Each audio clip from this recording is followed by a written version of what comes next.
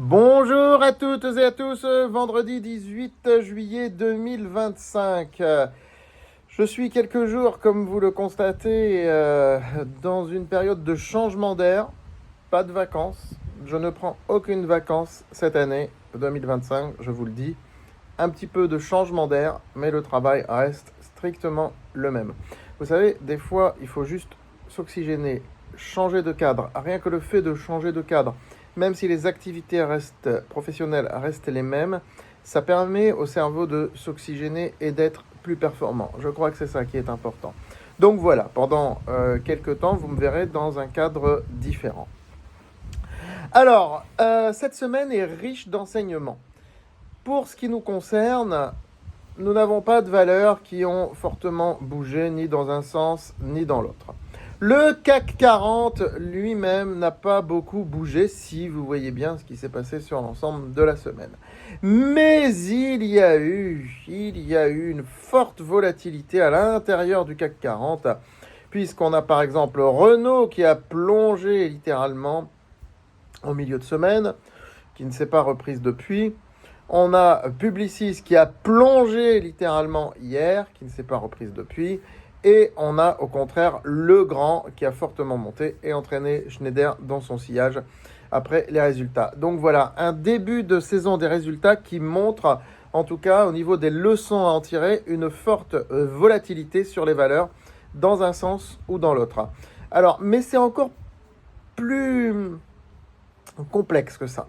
Parce que, a priori, quand on voit Renault et qu'on voit Legrand, on se dit, bon, ben normal, Renault, profit warning, le titre s'effondre. En plus, le secteur automobile, qui est son secteur de référence, est vraiment malmené en ce moment. Donc, bon, c'est logique, c'est compréhensible.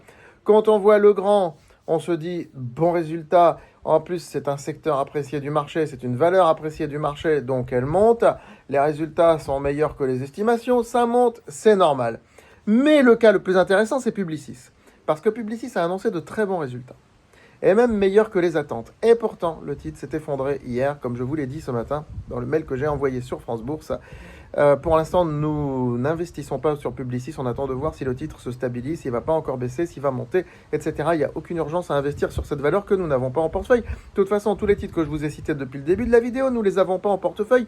Mais c'est pour nous un laboratoire, si vous voulez. Un test grandeur nature, de voir un petit peu comment les titres peuvent réagir. Sur Publicis, c'est le cas le plus intéressant et c'est un peu le syndrome téléperformance. C'est-à-dire que nous subissons, puisque celle-ci nous l'avons en portefeuille. Hein, je ne le nie pas. C'est-à-dire que Publicis, malgré de très bons résultats, malgré des propos rassurants du PDG, ne rassure pas les marchés parce que les marchés voient les outils beaucoup plus sophistiqués de publicité automatique qui sont faits grâce à l'intelligence artificielle la plus poussée, la plus redoutable, en particulier proposée par Meta. Et du coup, le marché craint que Publicis coule à cause de cette concurrence où on n'arrive plus à trouver de souffle haussier au niveau de son chiffre d'affaires, de ses bénéfices sur les années qui viennent. Donc du coup, le marché est beaucoup plus réticent. Et ce qui se passe, c'est tout simplement une rétrogradation de Publicis. Le rang social de Publicis est rétrogradé à cause de cette concurrence. C'est ça qui est intéressant à voir. Et encore une fois, c'est mon analyse sociologique qui s'applique. Hein. Mon nouveau livre vient de sortir, L'investisseur gagnant. Il est à nouveau en vente sur Amazon. C'est le début, hein, vous inquiétez pas, ils mettent livraison en 1 à 2 mois, mais en vérité, c'est 2 semaines à peu près. 2-3 semaines à peu près. Et d'ici peu de temps, le livre sera en stock. Le temps qu'il fasse le stock, puisqu'on est en impression à la demande. J'explique tout ça dans mon livre, L'investisseur gagnant. Vous le trouverez bientôt sur Fnac, Cultura, etc. Voilà, donc c'est cette histoire de rétrogradation du rang social d'une action. Publicis n'est plus la priorité des gérants de fonds. Publicis est une valeur secondaire, elle n'attire plus à cause de la concurrence. Non pas à cause de ses qualités intrinsèques, mais à cause de la manière dont elle est perçue. Il y a 20 ans, je parlais de cote d'amour pour une action, et ben c'est exactement ça, sa cote d'amour baisse. Aujourd'hui, je parle de rang social, j'emploie un langage plus sociologique.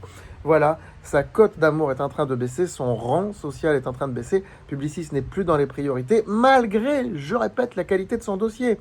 Mais c'est vrai que sur un plan strictement d'analyse fondamentale, on est tenté de dire, bon, attends, on est à un PER de 10, 11 sur Publicis, là, pour l'année 2025. Investissant, en plus, il y a un très bon rendement, près de 5%. C'est une affaire.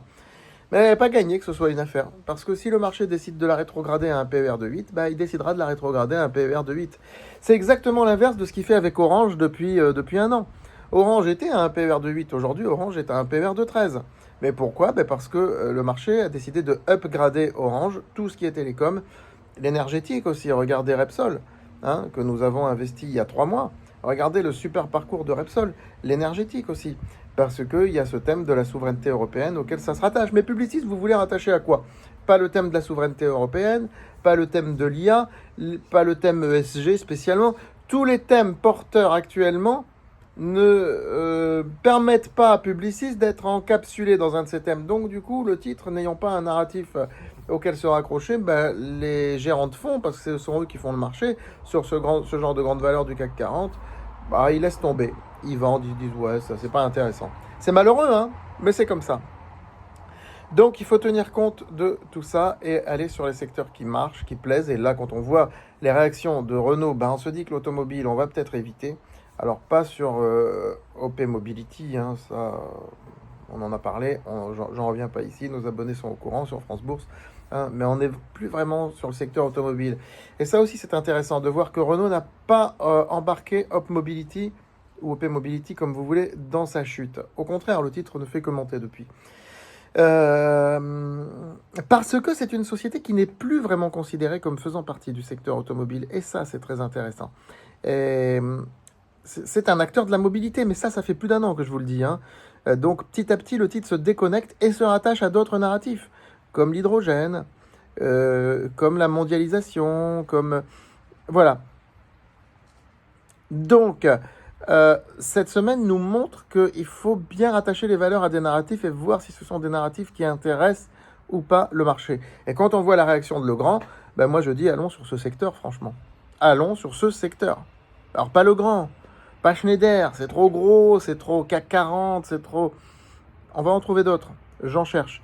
Allons sur ce secteur, il est intéressant. Mais pas d'urgence, pas de précipitation. Hein, on a tout notre temps, notre portefeuille est à 21-22% de performance depuis le 1er janvier. Nous ne sommes absolument pas dans l'urgence. Voilà, je vous souhaite un très bon week-end et je vous retrouve pour ma chronique lundi matin. N'oubliez pas de liker, partager cette vidéo. Likez. N'oubliez pas de vous abonner à cette chaîne YouTube et de vous inscrire sur francebourse.com. Vous recevez mes mails régulièrement. À très vite.